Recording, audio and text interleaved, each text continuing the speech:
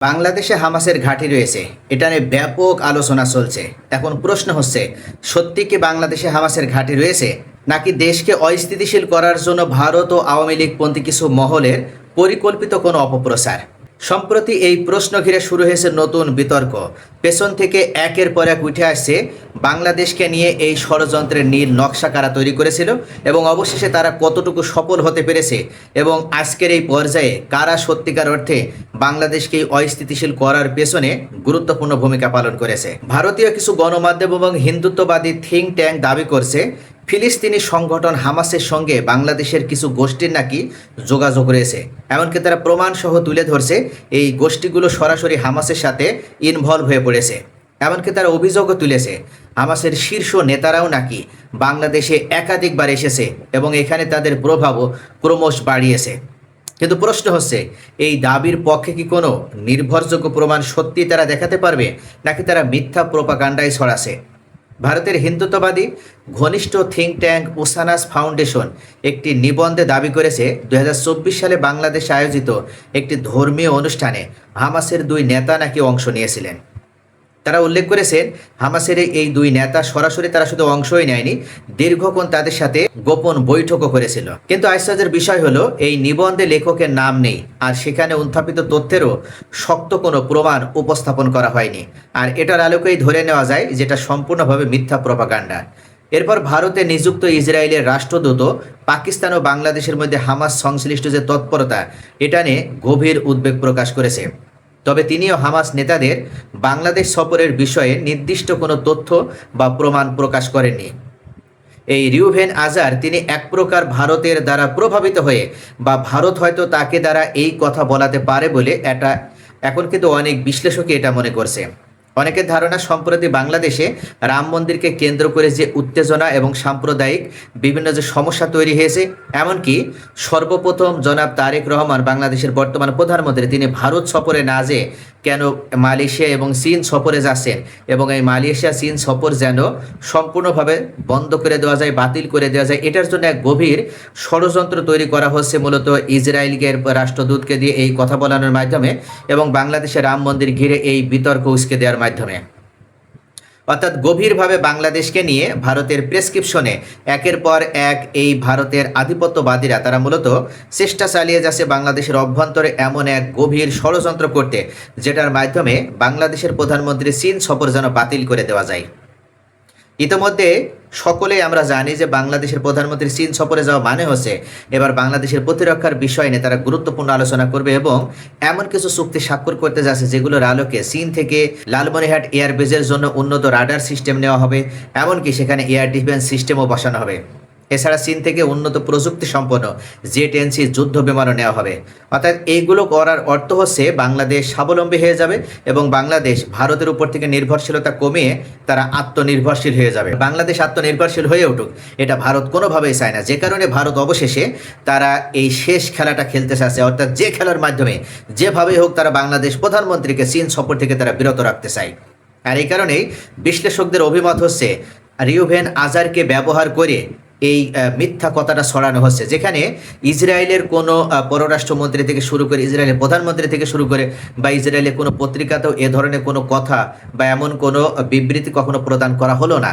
সেখানে একজন রাষ্ট্রদূত হঠাৎ করে একটা কথা বলে বসলো, আর সেটা নিয়ে এত তাৎপর্যপূর্ণভাবে আলোচনা করা বা মিডিয়াতে ব্যাপকভাবে এটা হাইলাইট করা, এটা সম্পূর্ণভাবে এক গভীর ষড়যন্ত্রেরই অন্যতম নীল নকশা বলেই বিশ্লেষকগুলো মনে করছে। অন্যদিকে আমরা যদি দেখি, তাহলে আওয়ামী লীগপন্থী কিছু সাংবাদিক ও ইউটিউব কন্টেন্ট নির্মাতাও এই তথ্যগুলোকে আরও জোরালোভাবে প্রচার করতে শুরু করে দিয়েছে। তাদের ভিডিওতে বাংলাদেশে হামাসের উপস্থিতির ইঙ্গিত দেওয়া হয়েছে, এমনকি অধিকাংশ ক্ষেত্রে তারা নির্ভরযোগ্য সূত্র বা প্রমাণের কিন্তু উল্লেখ করতে পারেনি। অর্থাৎ জাস্ট একটা মিথ্যা প্রোপাগান্ডার আলোকে তারা এই কথাগুলো প্রচার করছে। বিশ্লেষকদের অভিমত, ফিলিস্তিনের পক্ষে জনসমর্থন থাকা আর হামাসের সাংগঠনিক উপস্থিতি থাকা এটা কিন্তু সম্পূর্ণভাবে ভিন্ন বিষয়। অর্থাৎ এটা কোনোভাবেই এক করলে হবে না। বাংলাদেশে ফিলিস্তিনের প্রতি দীর্ঘদিনের একটা জনসমর্থন রয়েছে। হিন্দু, মুসলিম, বৌদ্ধ, খ্রিস্টান সকলেই বা ফিলিস্তিনের সাধারণ জনগণের প্রতি তারা সিম্প্যাথি দেখায়। হামাস নেতা নিহত হলে তারা শোক প্রকাশ করে, এমনকি গায়েবানা জানাজা আয়োজন করে। অনেকের কাছে যেটা রাজনৈতিক এবং মানবিক সংহতির একটা প্রকাশ বলে মনে হয়। কিন্তু সেটিকে সরাসরি যে হামাসের সাংগঠনিক তৎপরতা হিসেবে দেখানো হবে বা হামাসের সাংগঠনিক কোনো তৎপরতার প্রমাণ হিসেবে দেখানো হবে, এটা সম্পূর্ণ অযৌক্তিক। তাই এই কারণে কেউ যারা এ ধরনের প্রচারণা ছাড়াচ্ছে তারা মূলত কোনো ধরনের প্রমাণ দেখাতে পারছে না। আরও গুরুত্বপূর্ণ বিষয় হলো, গত কয়েক দশকে হামাসের কোনো শীর্ষ নেতাও বাংলাদেশ সফর করেছেন এমন নির্ভরযোগ্য তথ্য এখনও কোনো প্রকাশ্যে কেউ উল্লেখ করতে পারবে না। সমালোচকরা আরও বলছেন, বাংলাদেশের নিরাপত্তা ঝুঁকি হিসেবে উপস্থাপন করার একটা রাজনৈতিক প্রচেষ্টা হচ্ছে রিউভেন আজারের এই বক্তব্য প্রচার করা। বিশেষ করে ভারত, ইসরায়েল এবং বাংলাদেশের অভ্যন্তরীণ রাজনৈতিক বিরোধের যে একটা প্রেক্ষাপট, এটার ভিত্তিতে এই ধরনের প্রচারণা নতুন করে আরও মাত্রা দেওয়া হয়েছে। তাহলে আসল সত্যটা কি? বাংলাদেশে হামাসের বাস্তব কোনো উপস্থিতি কি সত্যি রয়েছে, নাকি এটি শুধুই রাজনৈতিক কোনো মিথ্যা প্রোপাগান্ডা? এই মুহূর্তে একটি বিষয় স্পষ্ট হয়ে গিয়েছে, সেটা হচ্ছে ভারত এবং আওয়ামী লীগ সম্মিলিতভাবে তারা মূলত এই মিথ্যা প্রোপাগান্ডাটা ছড়িয়েছে এবং বাংলাদেশের ভিতরেও থাকা ভারতপন্থী বাংলাদেশি যারা, তারাও মূলত এই মিথ্যা প্রোপাগান্ডার ফাঁদে পা দিয়ে তারা এই মুহূর্তে এটাকে ফলাও করে প্রচার করছে। অর্থাৎ তারা বাংলাদেশকে একটা সম্পূর্ণভাবে ঝুঁকিপূর্ণ রাষ্ট্র হিসেবে উপস্থাপন করতে চাচ্ছে। বাংলাদেশে তাহলে এই নিষিদ্ধ সংগঠন হামাসের তৎপরতা বৃদ্ধি পেয়েছে, কারা সেই হামাসের সংগঠনের সাথে যুক্ত হয়েছে এবং কিভাবে হামাস বাংলাদেশের ভিতরে তারা ঘাঁটি গাড়তে পারল, এই বিষয়গুলো নিয়ে কিন্তু একটা চরম বিতর্ক তৈরি হয়েছে। এমনকি উল্লেখ করা হচ্ছে, সলিমপুরের মতন জায়গায় যেখানে বাংলাদেশ গোয়েন্দা সংস্থার চোখ ফাঁকি দিয়ে শীর্ষ সন্ত্রাসে সেখানে আস্তানা গড়ে তুলতে পেরেছিল, এমনকি সেই তাদের আস্তানা ভাঙতে যেয়ে বাংলাদেশের বিজিবি বা সেনাবাহিনীর যে ঘাঁটি সেটাও তারা উড়িয়ে দিয়েছে। এটার আলোকে স্পষ্ট যে বাংলাদেশে যদি হামাসের ঘাঁটি নাও থাকে, তবে মোসাদ এবং র গোয়েন্দা সংস্থার ঘাঁটি আছে, এটা নিশ্চিত। অর্থাৎ এক প্রকার হামাসের ঘাঁটি আছে মিথ্যা প্রোপাগান্ডা ছড়ানোর মাধ্যমে বাংলাদেশের গোয়েন্দা সংস্থা, বাংলাদেশের প্রশাসনকে ব্যস্ত রেখে গোপনে হয়তো বাংলাদেশে এমন কোনো নিরাপদ জায়গায় বা সেফ জোনে এই গোয়েন্দা সংস্থা, ইসরায়েলি গোয়েন্দা সংস্থা মোসাদ এবং ভারতের গোয়েন্দা সংস্থা র, তারা সম্মিলিতভাবে এমন কোনো ঘাঁটি হয়তো গেড়েছে যেটাই হয়তো এই মুহূর্তে তারা গোপন রাখতে চাচ্ছে। তো এখন বাংলাদেশ সরকারকে যেমন সচেতন হতে হবে, ঠিক তেমনইভাবে বাংলাদেশের গোয়েন্দা সংস্থাকেও সচেতন হতে হবে। কেননা বাংলাদেশ এমন একটি রাষ্ট্র যে রাষ্ট্রের প্রতি শকুনের চোখ ইতোমধ্যেই পড়েছে।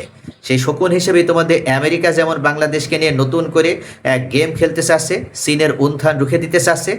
এছাড়া ভারত ও বাংলাদেশকে নিয়ে নতুন করে এক ষড়যন্ত্র তৈরি করছে। তারাও মূলত বাংলাদেশকে করায়ত্ত বা কবজাগত করার জন্য নতুন নতুন ফন্দি তৈরি করছে। তো সব মিলিয়ে এই মুহূর্তে বাংলাদেশের উচিত হবে সতর্কতার সাথে সব কিছু বিবেচনা করা এবং রাজনৈতিকভাবে এই সমস্ত হুমকিকে মোকাবেলা করতে হবে। তাই একটি বিষয় মনে রাখতে হবে, ইসরায়েলের এই কূটনীতিক অর্থাৎ ভারতে নিযুক্ত যে রাষ্ট্রদূত, সে কি কথা বলল সেটা নিয়ে বাংলাদেশের কোনো উদ্বিগ্ন হওয়ার কোনো প্রশ্ন নেই। কেননা এটা তার ব্যক্তিগত বিষয়। যদি ইসরায়েলের পররাষ্ট্রমন্ত্রী বা ইসরায়েলের জাতীয় কোনো সংবাদ সংস্থায় এই ধরনের তথ্যগুলো প্রচার করা হতো, তাহলে সেখানে যদি স্পষ্ট প্রমাণ তারা উল্লেখ করতো, তাহলে কেবল বাংলাদেশের উদ্বিগ্ন হওয়ার কথা ছিল, বাংলাদেশের চিন্তিত হওয়ার প্রশ্ন আসতো। এখন বাংলাদেশের যে মেন প্রশ্ন, স্বাধীনতা এবং সার্বভৌমত্ব টিকিয়ে রাখা। কেননা বাংলাদেশের এই সার্বভৌমত্বের উপরে শকুনের নজর পড়েছে। তাই এই মুহূর্তে বাংলাদেশের 20 কোটি জনগণের সকলের ঐক্যবদ্ধভাবে ধর্মীয় ভেদাভেদ ভুলে যে, রাজনৈতিক বিভাজন ভুলে যে, সকলের ঐক্যবদ্ধভাবে এক কাতারে সামিল হয়ে বাংলাদেশের 1 ইঞ্চি মাটিও যেন কোনো শকুন ছিঁড়ে ফুড়িয়ে নিয়ে যেতে না পারে, সেটা নিশ্চিত করতে হবে। তো প্রিয় দর্শক, আপনাদের কি মনে হয়? আপনাদের মূল্যবান মতামত কমেন্টে জানান। সকলে ভালো থাকুন।